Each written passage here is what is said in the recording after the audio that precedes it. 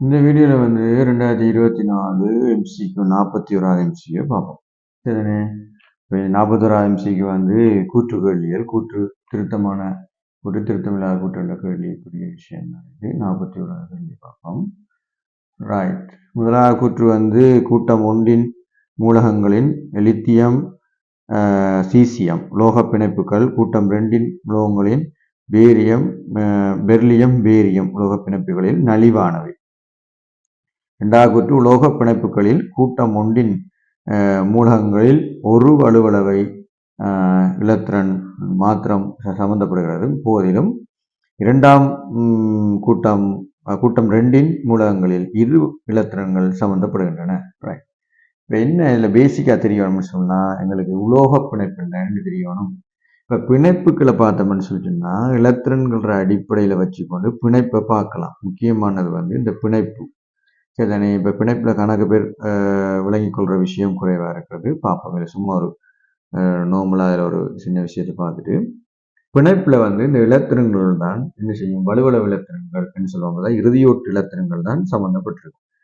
அப்போ முதல்ல வந்து நாங்கள் என்ன செய்யறோம்னு சொல்லிச்சோன்னா இந்த இறுதியோட்டு இலத்திரன்கள்ன்ற அடிப்படையில் அந்த வலுவளவு இலத்திரன்கள் அந்த வேலன்சி எலக்ட்ரான்ஸ் சொல்றது வேலன்சி எலக்ட்ரான் சொல்லுவோம். இந்த வேலன்சி எலக்ட்ரான்ல வந்து அதாவது ஒரு இலத்திரன்களை அதாவது 2 அணுக்கள் அதாவது 2 அட்டம் என்ன செய்யணும்னா அட்டம் சரிதானே டிஸ்ட்ரிபியூட்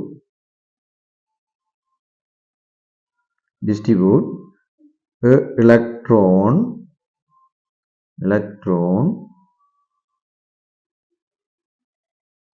each others. சரிதானே? இப்போ இது என்ன சொல்லுதுன்னு சொன்னால் ஒன்றுமில்லை, ஒரு இலத்திரனை 2 அணுக்கள் அதாவது ஒரு சோடி இலத்திரனை ஒரு இலத்திரன் அல்ல electron pair of electrons distribute pair of electrons. சரிதானே? ஒரு சோடி இலத்திரன்களை பகிர்ந்து உருவாக்குதல். சரியா? இப்படி வரும்போது ஒரு பிணைப்பு எப்படி வரும்னா 2 பிணைப்பு வரும். அதாவது ஒரு பிணைப்பு வந்து பங்குட்டு வலு பிணைப்பு, அடுத்து வந்து ஈரல் பிணைப்பு. இப்போ பங்குட்டு வலு பிணைப்புனா என்ன நடக்க போகுதுன்னு சொல்லி சொன்னா அதாவது ஒவ்வொரு அணுவும் வந்து ஒரு இலத்திரனை கொடுக்கும். அதாவது ஒவ்வொரு அணுவும்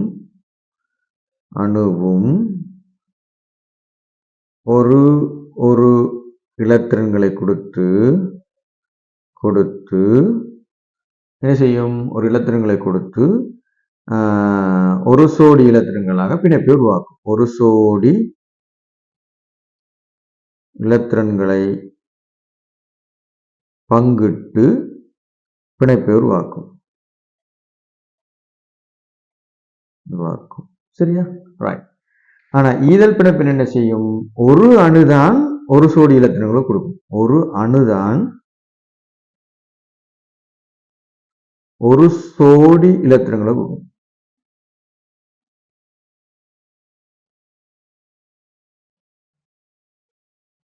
கொடுக்கும். சரியா? என்ன கருத்துன்னா இங்க உதாரணமா இந்த நிலைமை தான் வரும். எப்படி? ஏபி என்று 2 அணு இருந்தா சரியா, இவர் ஒரு இலத்திரன் கொடுப்பேர், இவர் ஒரு இலத்திரன் கொடுப்பேர். அப்படி ஒரு பிணைப்பைத்தான் இது வந்து பங்குட்டு வலு பிணைப்பு இருக்கும். ஈதல் பிணைப்பில் எப்படி இருக்கும்னு சொன்னா ஏபி என்ற அணு இருந்துன்னு சொன்னா இந்த பிஏ 2 இலத்திரங்களை இங்க கொடுக்கும். அப்ப இதுல பங்குட்டு வலு பிணைப்பு எப்படி இருக்கும்? இப்படி இருக்கும். அல்லது போனா சில நேரம் ஏ வந்து 2 இலத்திரங்களை பிக்கு கொடுக்கலாம். அப்ப இதுண்ட இலத்திரன் இது பிணைப்பு எப்படி இருக்கும்? இப்படி இருக்கும். சரியா? ரைட். அடுத்தது பார்ப்போம். அடுத்த பிணைப்பை பார்ப்போம். இது வந்து சொன்னா உலோக பிணைப்பு. உலோக பிணைப்புனா என்ன? இலத்திரன்கள் உலோக பிணைப்பு பொறுத்தவரை உலோக பிணைப்பை பொறுத்தவரை அதை மெட்டலிக் பாண்டை பொறுத்தவரை என்ன செய்யும்? எலக்ட்ரான் வந்து கடல், அதாவது எலக்ட்ரான் வந்து கடலாக உருவாகும். அதாவது இலத்திரன் வந்து ஒரு இலத்திரன் வந்து ஒரு கடல் மாதிரி இருக்கும். கடல் மாதிரின்னு சொல்லி சொன்னா, அல்லது ஒரு முகில் மாதிரி அல்லது போனா பெரிய அளவில்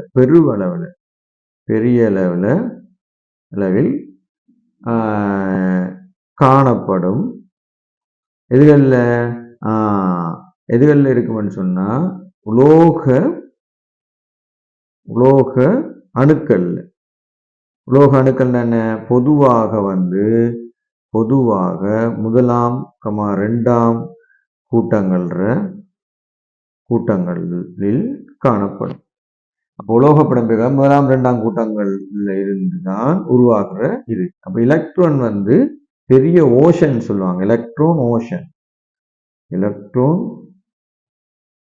ஓஷனா இருக்கும். எலக்ட்ரான் ஓஷன்ல தான் என்ன செஞ்சிருக்கும், இந்த உலோக பிணைப்பு ஒன்று உருவாகக்கூடியதாக இருக்கும்.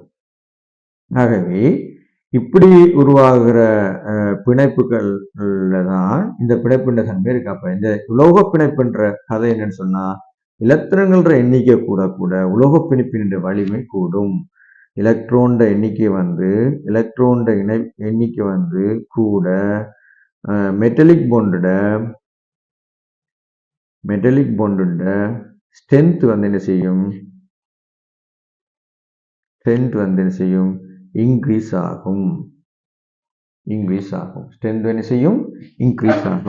அப்ப அந்த அடிப்படையில பார்த்தோம்னு சொன்னா இந்த கேள்வி வந்து சரி. என்னன்னு சொன்னா பாருங்க, லித்தியம் சீசியத்துக்கு இடையில இருக்கிற உலோக பிணைப்புக்கு வந்து ஒரு இலத்திரன்களோட பங்கீடு தன்மை இருக்கும். ஒரு இலத்திரனுடைய ஒரு முகில், அதாவது ஒரு இலத்திரனுடைய ஓஷன், எலக்ட்ரான் ஓஷன் இருக்கும். இது பெர்லியத்துக்கும் போரனுக்கும் இடையில பார்த்தோம்னு சொன்னா இதுக்குள்ள ரெண்டு இலத்திரங்களை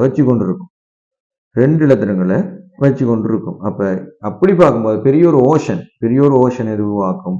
ஆகவே இந்த ஸ்ட்ரென்த் வந்து கூட இருக்கும். இந்த ஸ்ட்ரென்த் வந்து கொன்ற கூட இருக்கும் இதை விட.